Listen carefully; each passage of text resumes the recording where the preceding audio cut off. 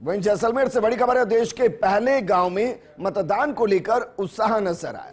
अंतर्राष्ट्रीय बॉर्डर के नजदीक बूथ संख्या 1 में दिखा जबरदस्त उत्साह। देश के पश्चिमी सीमा पर सटे रणाऊ गांव में बूथ नंबर 1 है। भीषण गर्मी में मतदान करने पहुंचे मतदाता। फर्स्ट इंडिया ने बॉर्डर के नजदीक बूथ नंबर 1 का जायजा लिया। परेशानी खूब, फिर भी मतदाताओं में मतदान को लेकर उत्साह नजर आया। जरा सोचिए, 10 किलोमीटर धोरों में पैदल चलकर लोगों ने मतदान किया है। अपनी मूलभूत सुविधाओं के लिए मतदान करने पहुंचे लोग। आजादी के इतने साल बाद भी मूलभूत सुविधाओं का अभाव, लेकिन उसके बावजूद वो मतदान करने पहुंचे, क्योंकि वो जानते हैं कि बदलाव सिर्फ वोट के जरिए ही लाया जा सकता है। देश लोकतंत्र का महापर्व बनाया जा रहा है।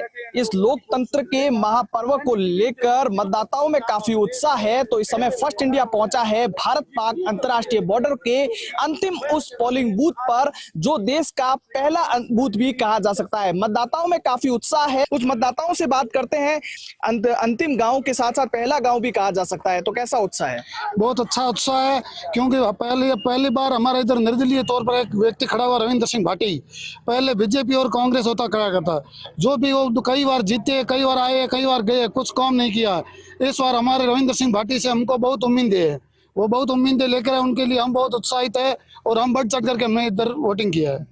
इस साल बियाबन रेगिस्तान है और जिस तरीके से मूलभूत सुविधाओं का भी अभाव रेगिस्तानी इलाके में देखा जा सकता है, क्या परेशानियां हैं वो हो रही है? हमको इधर चिकित्सा की हो रही है, शिक्षा की हो रही है और जल की हो रही है। न इधर हमको जल औरन भी है, क्योंकि हमारे जल है जो यहाँ नजदीक है नहीं। यहाँ से 50-60 किलोमीटर यहाँ हमारे जो 2 ट्यूबवेल है वो खराब हो जाते थे, तो उनका हमारा कोई सूद नहीं लेता है। और शिक्षा की करे तो यहाँ से 60 किलोमीटर दूर हमारे स्कूल है। अगर मास्टर वहाँ से सुबह से निकलते हैं 12-1 बजे यहाँ तक मास्टर पहुँचते हैं, नहीं हमारे स्कूल से कोई बच्चे आते हैं वो भी वापस चले जाते हैं 12-1 बजे तक। और औरन का है, औरन का हमारे पशुपालन है, जो काफी टाइम से इधर रह रहे हैं। अब उनके बाहर की कंपनियां आके उन पे जमीन पे कब्जा कर रहे हैं और पशुपालन के रहने की व्यवस्था नहीं है। बिल्कुल, काफी परेशानियां हैं, मुद्दे कई हैं। देश का पहला बूथ है, कितनी परेशानी के साथ है बूथ पर पहुंचे हैं और कैसा उत्साह दिखाई दे रहा है कि एक मत के आके अपने जो यहाँ के रेगिस्तान की है तस्वीर बदली जा सके। मतदान में उत्साह बहुत है, लोगों में उत्साह है मतदान करने के प्रति। लेकिन मतदान करने के बाद भी इतने सालों से लोग मतदान करते आए हैं, लेकिन यहाँ की जो मूलभूत सुविधाएं हैं उनसे लोग वंचित रह रहे हैं। मतदान करने के लिए यहाँ से बूथ तक 10 किलोमीटर पैदल चलकर आना पड़ता है, फिर भी लोग चलकर आए हैं। वो इसलिए आए हैं क्योंकि मतदान करेंगे तो अगला उम्मीदवार मतलब आशा रख के करते हैं कि अच्छा उम्मीदवार आए, हमारी मूलभूत सुविधाओं की जो सुविधा करें, चिकित्सा की करें, शिक्षा की करें, जल की करें और साथ साथ ओरण की भी करें। जो यहाँ का पशु बाहुल्य क्षेत्र है, पशु बाहुल्य क्षेत्र होने के कारण ओरण की विशेष जो मांग है। बिल्कुल, पशु बाहुल्य क्षेत्र है, ओरण एक बहुत बड़ा मुद्दा है, वो बन चुका है। साथ ही साथ अगर बात की जाए तो रणाऊ एक पहला बूथ नंबर है। कितने गांव हैं वो आसपास पड़ते हैं और कितने जो वोटर्स है इस मतदान करने पहुंचते हैं? 400-500 वोटर है। कितने गांव पड़ते हैं इस रणाऊ में आपके? 5-7 गांव पड़ते हैं।